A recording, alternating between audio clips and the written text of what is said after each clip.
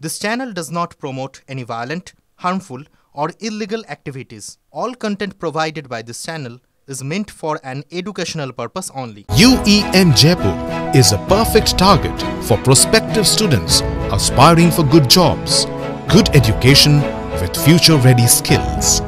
Voluntary সার্ভিসে নারাজ চাকরিহারাদের একাংশ, তাই বেশিরভাগ চাকরিহারা স্কুলে ফিরলেন না অনেকেই। এদিকে শিক্ষক সংকটে উত্তর দিনাজপুরে একটি স্কুলে স্থগিত হয়ে গেল পরীক্ষা। কোথাও কোথাও আবার চাকরিহারা শিক্ষক শিক্ষিকা স্কুলে গেলেও রেজিস্টারে সই করলেন না। আমি যেতে বলছি এই কারণে যে কেউ সার্ভিস দিতে পারে ফর হিউম্যানিটি, তাদের সার্ভিস কেউ করতে পারে না। আপনাদের কাজ তো করতে পারেন, কে বাধা দিয়েছে? আপনাদের তো গভর্নমেন্ট থেকে টার্মিনেট লেটার দেয়নি। সোমবার নেতাজি ইন্ডোরে চাকরিহারাদের সঙ্গে বৈঠকে মুখ্যমন্ত্রীর বার্তা, স্কুলে যান, পড়ান, চাকরি ফের না মেলা পর্যন্ত ভলেন্টিয়ারি সার্ভিস দিন। কিন্তু প্রস্তাবে নারাজ চাকরিহারাদের একাংশ। স্কুলে ফিরলেন না চাকরিহারারা, অনেকেই আবার স্কুলে গেলেও সই করলেন না রেজিস্টারে। হুগলির গোঘাটের ভগবতী বালিকা বিদ্যালয়ে চাকরি গেছে বিজ্ঞানের 2 শিক্ষিকার। পরীক্ষা চলার কারণে স্কুলে আসেন 2 জন, তবে তারা স্বেচ্ছাশ্রমে পঠন পাঠন করাতে নারাজ।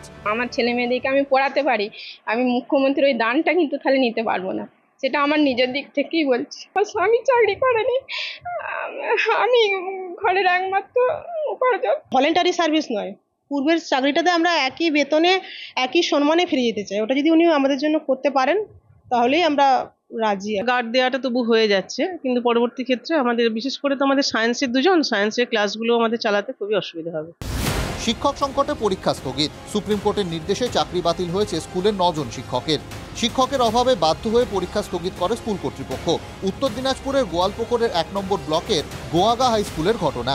চরম অনিশ্চয়তার মুখে পড়েছে প্রায় 3000 ছাত্রছাত্রী। 7 জন শিক্ষক নিয়ে পড়ুয়াদের সামলানো এবং পরীক্ষা পরিচালনা করা কার্যত অসম্ভব বলে দাবি প্রধান শিক্ষকের। আমরা সবাই হতাশ, টিচার নেই, এই কারণে আমরা 1 সপ্তাহের জন্য পরীক্ষাটাকে পিছিয়ে দিয়েছি। যারা যোগ্য তারা তার চাকরিটা যদি ফিরে পায় তো স্কুলগুলোকে বাঁচানো যাবে। চাকরির জন্য আমাদের স্কুলে পরীক্ষাটাও বাতিল করা হয়েছে, এই জন্য আমরা বিশেষভাবে ভেঙে পড়েছি, বিশেষ করে আমাদের টিচার না থাকার জন্য। শুনলাম যে 1 সপ্তাহ পিছিয়ে দেওয়া হয়েছে, কিন্তু আমরা তো ছেলে মেয়ের যারা গার্জেন আমরা তো চিন্তিত আছি। চাকরিহারাদের মঞ্চ থেকে কোনো সিদ্ধান্ত না হলেও কয়েকটি স্কুলে বিক্ষিপ্তভাবে যোগ দিচ্ছেন কয়েকজন চাকরিহারা। সুপ্রিম কোর্টের নির্দেশে চাকরি যায় মুর্শিদাবাদের ডোমকল ভবতরণ উচ্চ বিদ্যালয়ের 8 জন শিক্ষকের। 8 জন চাকরিহারার মধ্যে ভলেন্টিয়ারি শিক্ষক হিসেবে স্কুলে যান 2 জন। তারা রেজিস্টারে সই করেছেন, জানিয়েছেন প্রধান শিক্ষক। আসছেন, অনেকেই আসছেন, যারা আসছেন তারা স্বেচ্ছাতেই আসছেন, নিজের ইচ্ছাতেই আসছেন। আমি অনুরোধ কাউকে করিনি, কারণ এই পরিস্থিতিতে আমার অনুরোধ করাটা ঠিক হবে কি হবে না সেটাও আমি জানি না। প্রায় 26,000 শিক্ষক ও শিক্ষাকর্মীদের চাকরি বাতিলের ঘটনায় বিজেপি ও সিপিএমকে কাঠগড়ায় তুলে পথে নামছে রাজ্যের শাসক দল। বুধবার কলেজ স্ট্রিট থেকে ধর্মতলা পর্যন্ত মিছিলের ডাক দিয়েছে তৃণমূল ছাত্র পরিষদ। 11 এপ্রিল ব্লকে ব্লকে প্রতিবাদ মিছিলের ডাক। বিরোধীদের বিরুদ্ধে ষড়যন্ত্রের অভিযোগ তৃণমূল কংগ্রেসের। Bureau report, TV9 Bangla. Voluntary সার্ভিসে নারাজ চাকরিহারাদের একাংশ।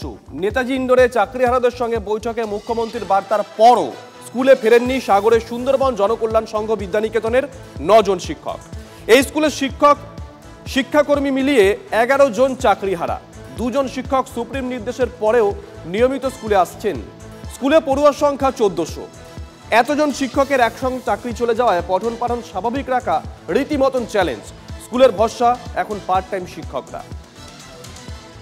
না, অ্যাকচুয়ালি আমার কেসটা একটু অন্যরকম। চাকরি হারা নয়, যেহেতু সুপ্রিম কোর্ট বলেছে যারা আগের ডিপার্টমেন্ট থেকে এসেছিলো তাদের সার্ভিসে কন্টিনিউশন সহ তারা সেখানে ব্যাক করবে। আর তা সত্ত্বেও এই মুহূর্তে তো মানসিক অবস্থা ভালো না, যেহেতু আগের একটা ফিরে যাওয়ার ব্যাপার আছে, আবার সার্ভিস বুকের বিভিন্ন ব্যাপার আছে। তবুও যেহেতু স্কুলে আছি, স্কুলে আমাদের না থাকলে তো ছেলেপুলেদের পড়াশোনা বন্ধ হয়ে যাবে। যতদিন না টার্মিনেশন লেটার আসে ততদিনের জন্য পড়াশোনা চালিয়ে যাচ্ছে। প্রাইমারিতে যদি সেরকম স্কোপ থাকে তো আলাদা ব্যাপার, কিন্তু আমার মনে হচ্ছে যে ফিরে যাওয়া থাকা এগুলো হচ্ছে বড় কথা, হচ্ছে এর একটা স্থায়ী সমাধান হওয়া দরকার। কারণ শুধু আমি তো একার কথা ভাবা উচিত নয় আমার এখানটায়। না, সেরকম করে স্কুলে কেউ আসছে না। প্রথম থেকেই সমস্ত রায়ের পরে আমাদের 2 জন টিচার মোটামুটি রেগুলার আছেন, যারা একজন আছেন আমাদের মাধ্যমিক স্কুলে ফিরে যাবেন, এরকম একটা ব্যাপার আছে বোধহয় রায়ের মধ্যে। আর 3 জন প্রাইমারি মাস্টারমশাই আছেন, তার মধ্যে একজন, ওই 2 জন, একজন ফিজিক্সের টিচার, একজন কেমিস্ট্রি টিচার একজন, তারা রেগুলার আসছেন, স্কুলকে ভালোবেসে আসছেন এবং স্কুলের প্রয়োজন মতো যাবতীয় কাজকর্ম তারা করছেন। স্কুলে পড়ুয়া হাজার হাজার, অথচ কোথাও শিক্ষক 4 জন, কোথাও 8 জন। বাকিরা শীর্ষ আদালতের নির্দেশে রাতারাতি চাকরি হারিয়েছেন। জেলায় জেলায় বিভিন্ন স্কুলে এখন এটাই ছবি। যোগ্যদের আপাতত চাকরিতে বহাল রাখার আবেদন জানিয়ে সুপ্রিম কোর্টে গেছে মধ্যশিক্ষা পর্ষদ।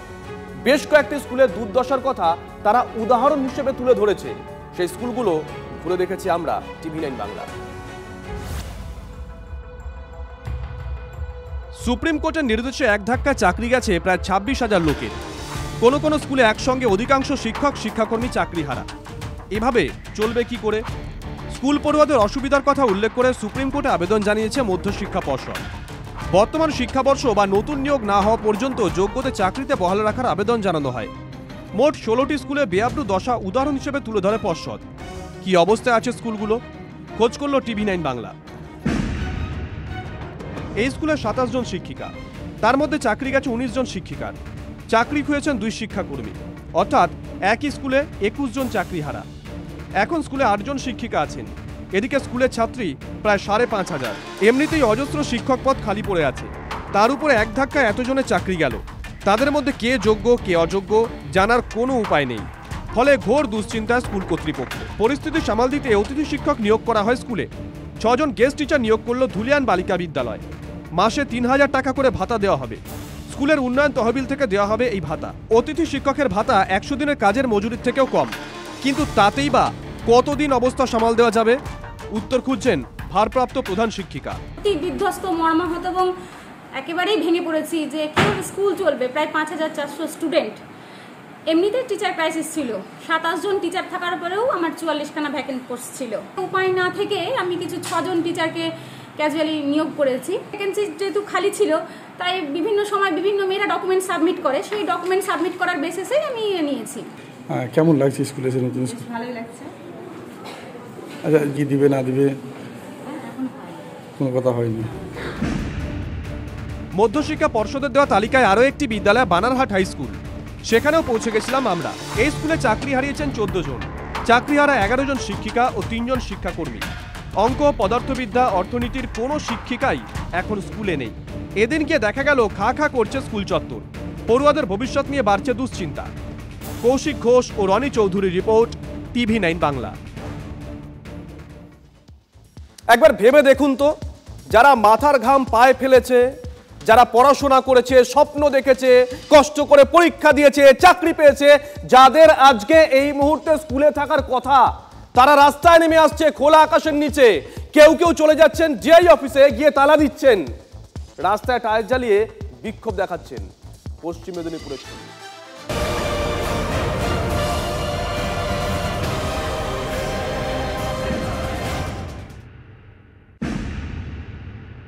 যেখানে আমরা মাথা দিয়ে অঙ্ক করতে পারি, কিভাবে বোম বানাতে হয় আমার সহযোগিতা বলেছে, আমিও তাকে সহযোগিতা করবো। দরকার পশ্চিমবঙ্গে আগুন জ্বালিয়ে দেবো, জঙ্গি আন্দোলন নেমে যাবো বলে দিলাম। ভারতবর্ষের যত রাজ্য সব থেকে অযোগ্য মুখ্যমন্ত্রী বললাম। সোমবার নেতাজি ইন্ডোরে দাঁড়িয়ে মুখ্যমন্ত্রী মমতা বন্দ্যোপাধ্যায় যোগ্যদের পাশে থাকার আশ্বাস দিয়েছেন। এই কথায় সন্তুষ্ট নন বহু চাকরিহারা। মুখ্যমন্ত্রী বলেছিলেন স্কুলে যেতে, কিন্তু পশ্চিম মেদিনীপুর জেলার শতাধিক শিক্ষক শিক্ষিকা স্কুলে না গিয়ে বিক্ষোভ দেখিয়েছেন শহরের কেন্দ্রে। সকাল 11:30 নাগাদ মেদিনীপুর কলেজের কলেজিয়েট মাঠ থেকে মিছিল করে কালেক্টরেট পর্যন্ত যান চাকরিহারারা। মিছিলে স্লোগান ওঠে, সিভিক হতে চাই না। এই প্যানেলটাকে বাঁচাতে চাইছেন না, ততগুলো ইডিভোট হয়েছে, ইডিভোটে দিদি জিততে পারেননি, তার কারণে চাইছেন সরকারি কর্মচারী আমার প্রয়োজন নেই, ওই 10,000 12,000 দেবো, স্কুলে সিভিক ভলেন্টিয়ার রূপে রাখবো, ক্ষমতার বলে এদেরকে আবদ্ধ করে রাখতে পারবো এবং যখন খুশি আমরা বাদ দিতে পারবো। বেলা 12টা নাগাদ মেদিনীপুরে ডিআই অফিসে তালা ঝুলিয়ে দেন বিক্ষোভকারী চাকরিহারারা। তপ্ত হয়ে ওঠে পরিস্থিতি। রাস্তায় টায়ার জ্বালিয়ে বিক্ষোভ দেখানো হয়। চাকরিহারাদের দাবি, এখন বলছে আমাদের মিরার ইমেজ আপনার কাছে আছে কি না আছে দেখার দরকার নেই। সিবিআই উদ্ধার করা হার্ড ডিস্কটাকে সুপ্রিম কোর্ট মান্যতা দিল। সেই হার্ড ডিস্কের মধ্যে 23 লক্ষ কপি আছে। এই 23 লক্ষ কপিকে কমিশনের ওয়েবসাইটে আপলোড করে দিই না, ওনাকে কিচ্ছু করতে হবে না। বারবার একটাই খুব বলা হয়েছিল এসএসসি আপনারা এই সেগ্রিগেটেড লিস্ট দিতে পারবেন, উনি বলেছেন না, প্রথমে বলেছেন পারবো, কখনো বলেছেন পারবো না। আমরা তো শুধু বলির পাঠা রয়ে গেলাম এই 26-এর ভোটের জন্য। যতদিন না তাদের সম্মানের সঙ্গে স্কুলে ফেরানো হবে ততদিন এই আন্দোলন চলবে বলে হুঁশিয়ারি দিচ্ছেন চাকরিহারারা। ওনার যে প্ল্যান আছে আমরা ভীষণভাবে আশঙ্কা করছি, আমাদের পার্মানেন্ট জব থেকে সরিয়ে সিভিক টিচারের দিকে নিয়োগ করতে চাইছেন। আমরা এই প্রস্তাবে একেবারেই রাজি নয়। দিদি, আপনি যদি মন্ত্রিসভা ফিরিয়ে আনতে কি পারেন,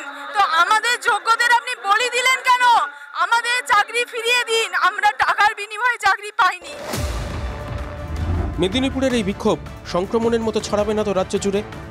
সেই প্রশ্ন কি এড়িয়ে যেতে পারবেন রাজনৈতিক নেতারা?